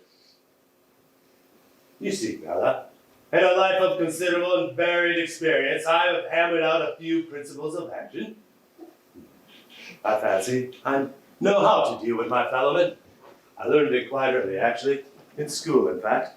There were two ways of getting what you wanted. One along an intellectual plane, the other physical. If one failed, one would use the other. I took these lessons in life with me. Hitherto with you I have worked with what forbearance and patience. I leave you to judge along the intellectual plane. I think now, I believe, it is time to work along the other as well. You will see I am a man of some power. Why do you look at me, Bella? I said I am a man of some power and determination, and fully capable in one direction as the other. I will leave your imagination to work on with what I mean. Well, we are really digressing. So you did not find that bill? No. Did you look for it? Yes. Where did you look for it? Around the room. Around the room. Where around the room? In my desk, for instance? No, not your desk. Why not my desk? Your desk is locked. Do you believe you could lie to me, Bella? I'm not lying. Come here!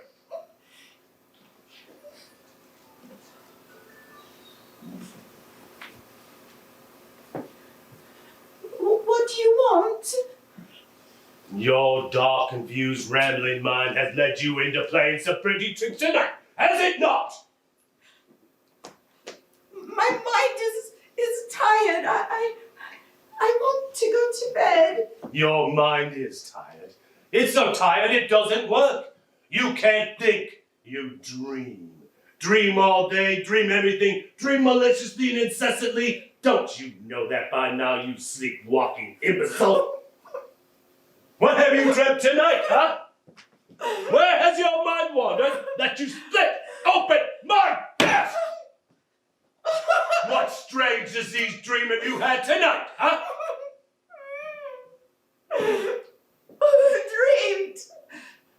Dreamed. Are you saying I've dreamed? I've dreamed all that happened. All that had happened? Well, Bella, tonight? Of course you dreamt everything that has happened, or rather, didn't happen. Dreamed tonight. Oh God, have I dreamed? Have I not told Have I you? dreamed? Oh. I haven't dreamed. I haven't. Don't tell me I have dreamed. In the name of God, don't tell me Stop that. it! Be quiet! No. Sit down! No. I want to know of this dream of yours, Bella. You interest me. I dreamed.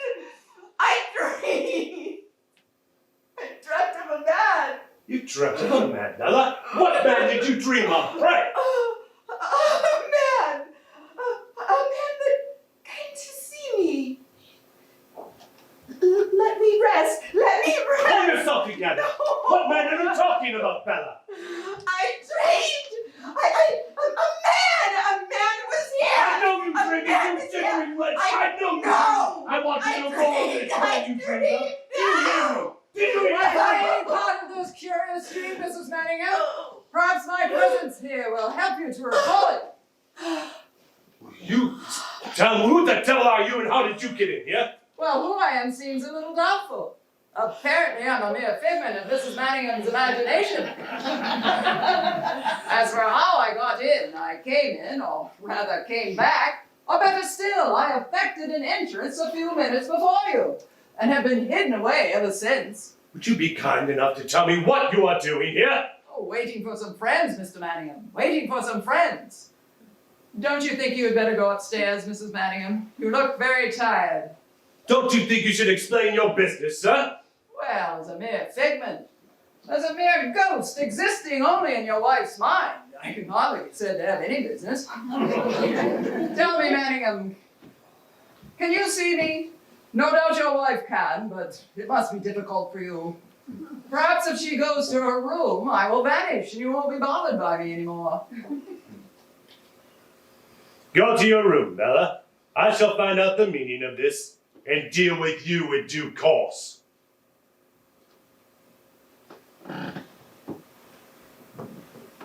Go to your room! I shall call you down later. I am not finished yet with you, madam. You know, I believe you're wrong there, Manningham. I believe that is just what you have done. Done what? Finished with your wife, my friend.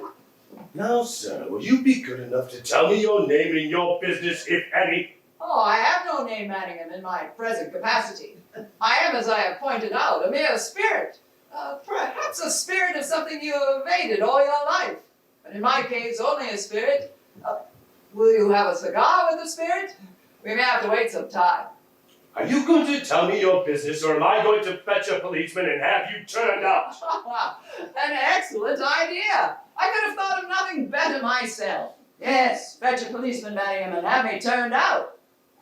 Why do you wait? Alternatively, sir, I could turn you out myself. Yes, but why not fetch a policeman? You seem, sir, to have something up your sleeve. Will you go on with what you are saying? Yes, certainly.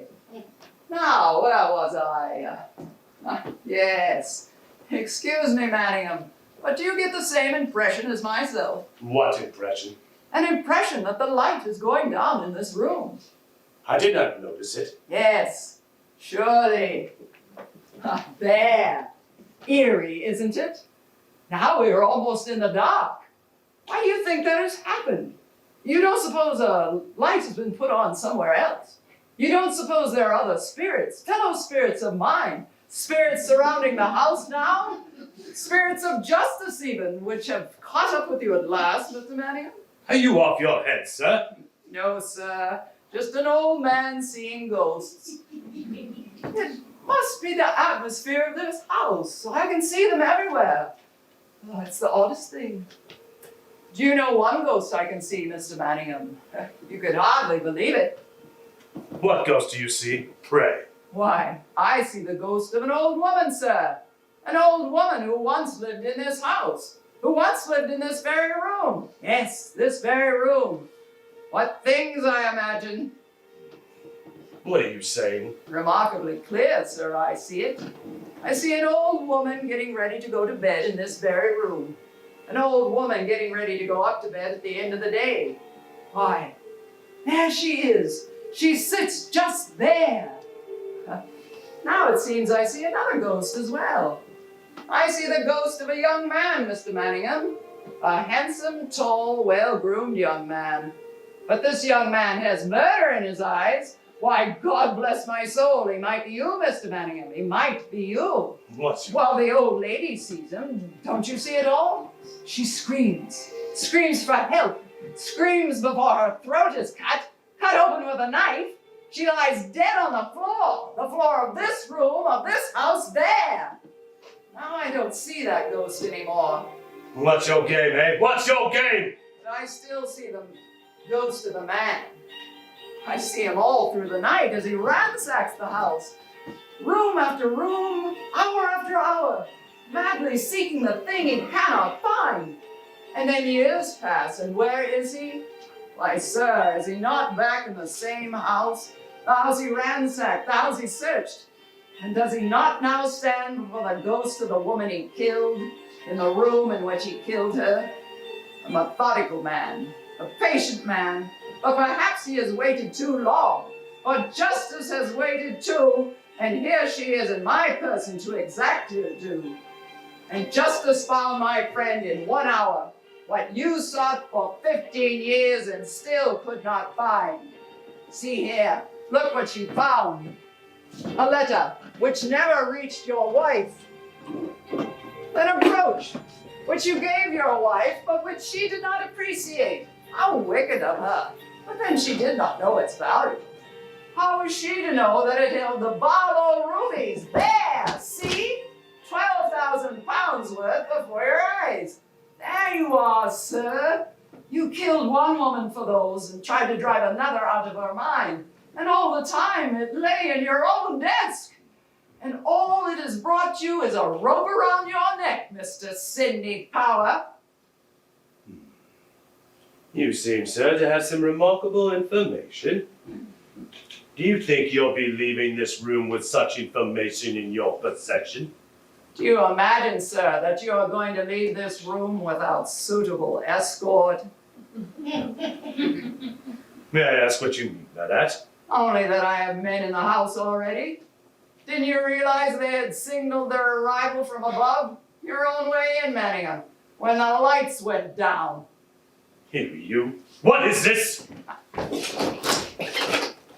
Gentlemen, come in. Make yourself at home. Make yourself at home. You, here's a fine way. Sidney Charles Power, I have a warrant for your arrest for the murder of Alice Barlow. I must warn you that anything you may say now may be taken down in writing and used as evidence at a later date. Will you accompany us to the station in a peaceful manner? You will oblige us all and serve your own interests best, Paul, by coming with us quietly. Very well, take him away. Inspector Ruff. Yes, my dear, now don't you think you'd better... Inspector, Yes? I want to speak to my husband. No, surely there's I nothing. want to speak to my husband. Very well, my dear, what do you want to say? I want to speak to him alone. Alone? Yes, alone. Will you let me speak to him alone? I beg of you to allow me. I will not keep him long. I don't quite understand. Alone. Very well, you may speak to him alone. Very well, make him fast to this chair. Now this is anything but an order. But we will wait outside. I'm afraid you must not be long, Mrs. Manningham. I do not want you to listen. No, I will not listen.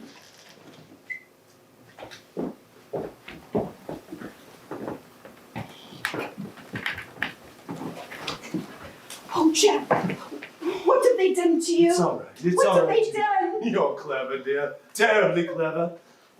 Could you find something to cut these ropes? And I can make it go through the dressing room, jump out the window, make a break for I can it. get something. What can I get? I just remembered. There's a razor in my dressing room. Could you go get it? Hurry. Razor? Hurry, go get Yes, it. The razor, I yes. will get it for you. Yes. Here it is. Thank you, dear. Hurry. Yes. Jack. Oh, Jack, it's the grocery bill. You see, dear, I didn't lose it. Hurry, I told cut the you I rope. did it. Hurry, come in, loose, dear. Jack, how did this get in there? You said that I might have been mistaken about the bill, my dear. Hurry, use the razor and cut me loose, dear. Hurry, dear. Razor? What razor? You are not suggesting this is a razor I hold in my hand. Have you gone mad, my husband? What are you up to, Bella? Oh, is it I? Yes, That's it. It's I that have gone mad. Of course it's a razor.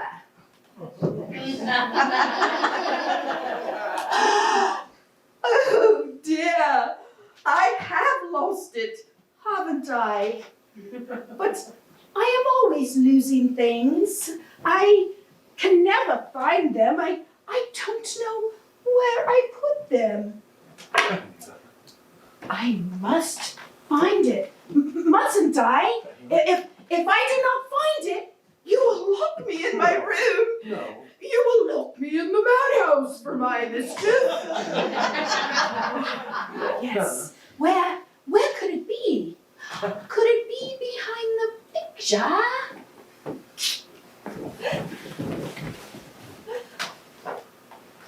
It's not there. How strange. I must put the picture back. I have taken it down and I must put it back. There. Where now shall I look? Help me, Bella. Where shall I look? Could it be in the desk? No. Oh, yes, perhaps it's in the desk. Yes. It's not there. How strange. But here is a letter. Here is a watch. And here is a bill. See, dear, I told you I hadn't lost them. I told you I'd find them. But they don't help you, do they? And I am trying to help you, Help me, Bella. aren't I? Yes, help me, Bella. To help you escape. Yes. But how can a mad woman help her husband to escape? Help me, yourself. What a pity. If I were not mad, I could help you. If I were not mad, I could have pitied and protected you, whatever you had done. Help me. But because I am mad, I hated you. And because I am mad, I am rejoicing in my heart. Without a shred of pity, without a shred of regret. Watching you go with glory in my heart. Bella! Inspector! Bella! Inspector! Inspector! Take this man away! Take him away! Take this man away! Take him away! Take him away! Now, my Take dear, him away! come and sit Take him down. away! Take him away! Take him Come away! and sit down. You've had a bad time. Oh, I came in from nowhere and gave you the most horrible evening of my life. The most horrible evening of anybody's life, I should imagine.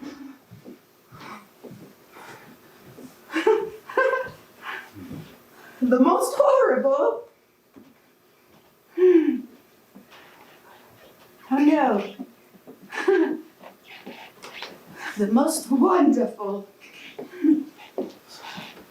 Far and away.